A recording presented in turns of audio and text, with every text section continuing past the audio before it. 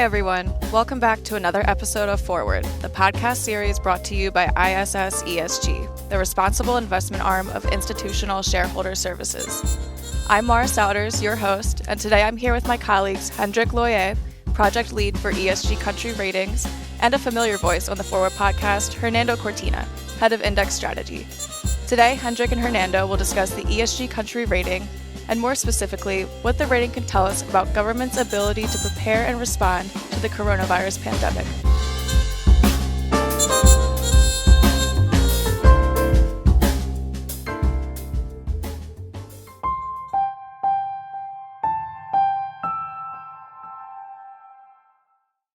So I think the world is obviously going through a difficult time, and governments are taking more action than ever to fight the pandemic.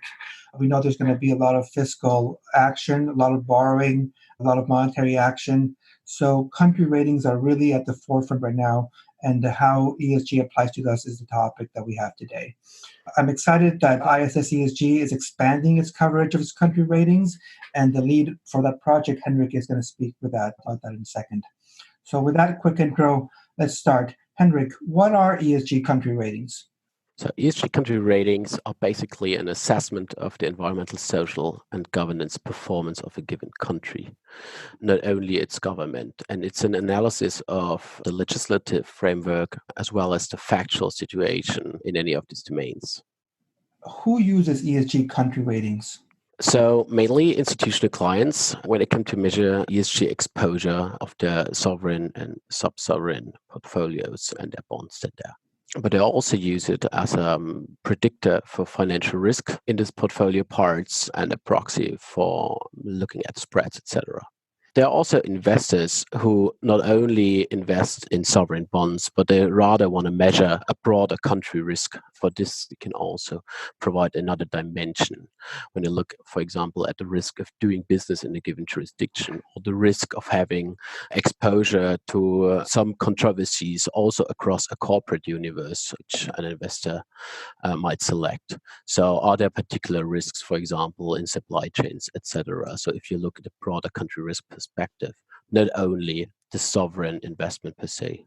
So it sounds quite similar in some ways to traditional credit ratings, but let me ask you a question. Do ESG country ratings include traditional economic variables? No, our ESG rating product does not really include economic variables per se. It mainly deals with sustainability factors. However, of course, sustainability factors are put into perspective with normalization values such as GDP or, of course, per capita, something like that. For example, if you look into energy intensities of a country or an economy or carbon intensities, then you can display this calculated as per GDP and normalize it across a universe. Also, in fact, many of our sustainability variables are economic variables. So if you think about one of the highest weight indicators in our ESG country rating, this is the energy mix. The energy mix of a given country tells you a lot of different financial factors as well. So are there any heavy future costs to be expected? For example, if a country has a lot of use of nuclear energy, is the country dependent on important fossil fuels? Is the country processing fuels themselves or importing crude? Something like that. Is the country exporting a lot of fossil fuels? So this all heavily affects also financial factors, such as the current account balance, balance of payments, so which belong to a traditional credit rating analysis. Can you please give us some additional examples of the kind of data that go into the ESG country ratings and perhaps comment on which ones are the most difficult to obtain? There are a lot of different data points. As I mentioned in the very beginning, we look into qualitative as well as quantitative data. Mostly it is quantitative data. 2/3 of all indicators we assess are of quantitative nature. And this applies especially for the environmental domain. So we look into the state of biodiversity. We're looking into, of course, the carbon exposure. We look into the energy usage. We're looking into industrial emissions, but also consumption patterns. So this is mostly on the environmental side. And then From a social perspective, we look into parts of social cohesion in the society. So, what is the dependency level? What are the social inequalities like? Is there a welfare state established which provides a certain kind of safety net? How are the labor and the working conditions in a given country? So, this belongs more into the social domain. And then last but not least, in the governance section, we look into classical issues of political stability, but also corruption, exposure to money laundering, etc. So covering from ESG perspective. The second part of your question, so what data is hardest to obtain? The most difficult data to obtain is more in the environmental segment. So, for example, we always have difficulties in finding very consistent and up-to-date data on water scarcity, water availability in the country. So you have either very large time lag here on the data side, or it's not consistent across the globe, or not reliably reported. For example, data on water scarcity, water pollution as well. So, albeit this is a very sensitive topic and one of the highest topics on the environmental domain, probably right after the climate issue. Thank you so much. That's super helpful. When I started my career, I used to work in emerging markets, and I looked at credit spreads and ratings quite a bit. So my question is, I think the question for any kind of fixed income investor is, what is the main difference of these ratings compared with credit ratings, and how should an investor think about using them in combination with traditional credit ratings?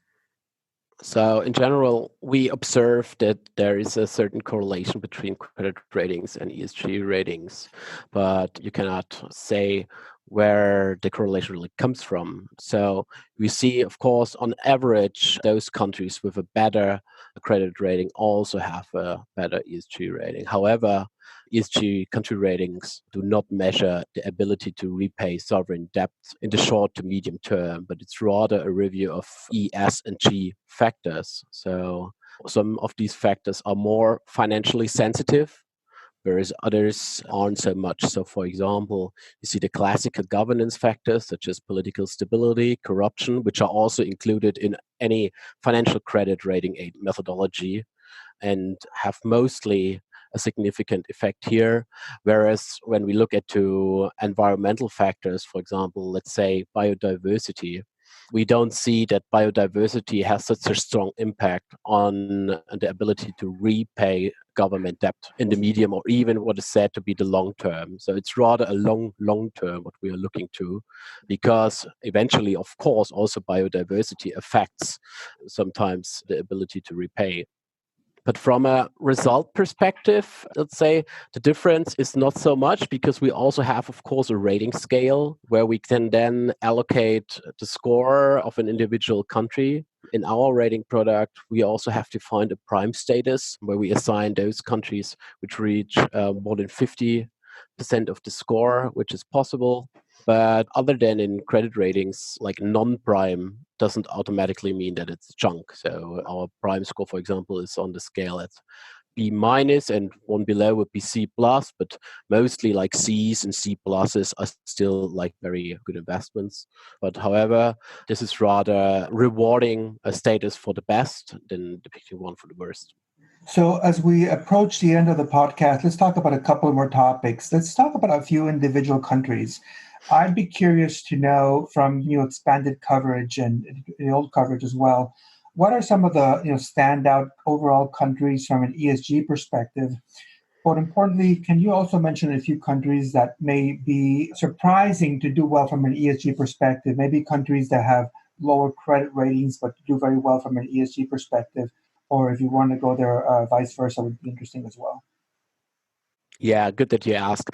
That's actually very interesting to see, because I just mentioned that there is a general correlation. However, there are, of course, some outliers here. For example, if we look into our newly expanded coverage, I see one country which scores considerably better in ESG terms than when looking into a couple of credit ratings. This would be, for example, Costa Rica. It's rated B plus and B2 by S&P Moody's, but achieved prime status immediately when we added it to the universe, owing to its stable political system, its almost exclusive warranting of human rights, as well as a very good environmental record. I think it's known to some extent that Costa Rica has a very high share of renewable energy use in its energy mix. A second one, or rather surprising one, which I pick out of a couple of actually African countries, would be the country of Ghana, which is relatively politically stable and which is among the top 10 performers of all countries we analyze when it comes to environmental factors. This is very interesting because what we see here in these two examples, Costa Rica, a Latin American country, as well as Ghana, which is representing a couple of other African countries as well, we see is environmental factors are not well factored into credit ratings. So there you see mostly the explanation of the deviation here in the environmental domain. If you want to look at the top 3 environmental countries, for example, this would be Sweden, Gabon, and Cote d'Ivoire, which is a pretty surprising mixture of countries. Although those African countries like Ghana, Gabon, or Cote d'Ivoire are rather struggling with bad credit ratings. So this would be very positive examples because of their environmental track record mainly. The opposite holds true for a couple of countries which have a very, very good credit rating, but a very low ESG overall score. The majority of them are stable autocracies with a very good financial position. And the financial position mostly comes from the exporting of commodities. And you find those kind of countries in the Middle East, let's say Saudi Arabia, Kuwait, Qatar, the Emirates.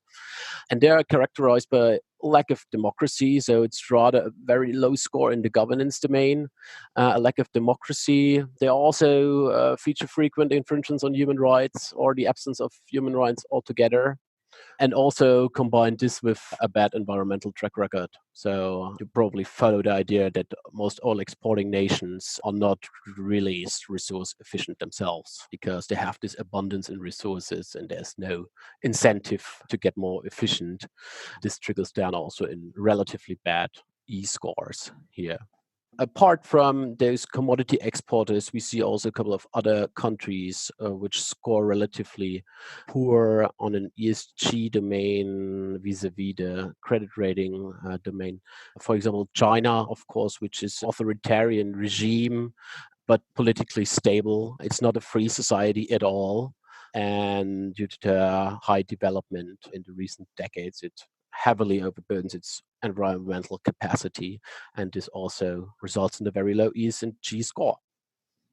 One final question before we wrap up, but what can the ESG country rating tell us about the current global COVID-19 crisis? Oh, that's very interesting because, of course, when we talk about ESG country ratings, as I said in the beginning, we mostly talk about investing into sovereign bonds. And then we look into the sovereign and the government response itself. And what is interesting here is that, unlike the previous years and decades, in this crisis, which becomes very evident, is that the government is really at the center of action again. So we're not calling for the investor to turn things around when investing into private companies, but rather we see that government action is needed, and then government action also needs government funding. So this is the most interesting here. And when it comes to assessing ESG factors in our ESG country rating, we of course also look into the capacity of a health system. So you can have a look on what this means actually per country when you look into what is the access to healthcare, how much is spent on healthcare in a given society.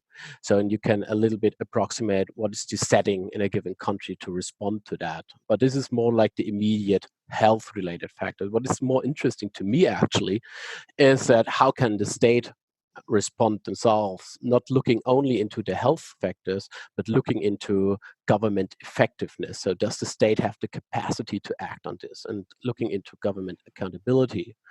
Because I believe that only a trustworthy government is able to impose such effective measures as we see around the world right now, especially when you look into this over the medium term. I mean, most countries now see this for a couple of weeks, the lockdowns throughout the world, but probably, and we all see that coming, these kind of lockdowns and measures need to be sustained over a longer time. And then I think a government which is more trustworthy for the population will also be able to ensure that people accept this kind of measures over a longer time, and they believe it's handled well by the government, and then they accept these measures. But of course, let's not forget about a very, very important third pillar of this when it comes to this crisis, especially when we look into the recent expansion of our country rating universe, where we added a lot of emerging markets. We see, of course, that in many of these economies, we have a large part of the population which relies on the informal economy, which cannot work from home as easily as we do sometimes, which have to go every day to a market and sell products in order to feed the family. And these are also typically countries which don't provide a safety net or social welfare state so much. And those are the most vulnerable, of course. And when we look into them, and this is actually a high risk, as we see those kind of countries are at the moment, at this date, 2nd of April, they are not the most heavily affected yet, but it spreads there, and we see probably the worst risks there. Well, thank you for those insights, Hendrik. It's indeed a difficult time, and we wish the best to everybody who's being affected by this crisis to one degree or other, especially to the most vulnerable. And thank you. Congratulations on expanding the coverage, and I look forward to speaking with you again soon. Thank you very much, Hernando. Thank you, Hendrik and Hernando, for your insights into the ESG Country Rating. For questions on this episode's topic, feel free to reach out to our experts by email at podcast@iss-esg.com. And to keep up with ISS ESG, follow us on LinkedIn and Twitter at ISS ESG. Thanks for listening, and don't forget to tune in next time to ISS ESG Foreword.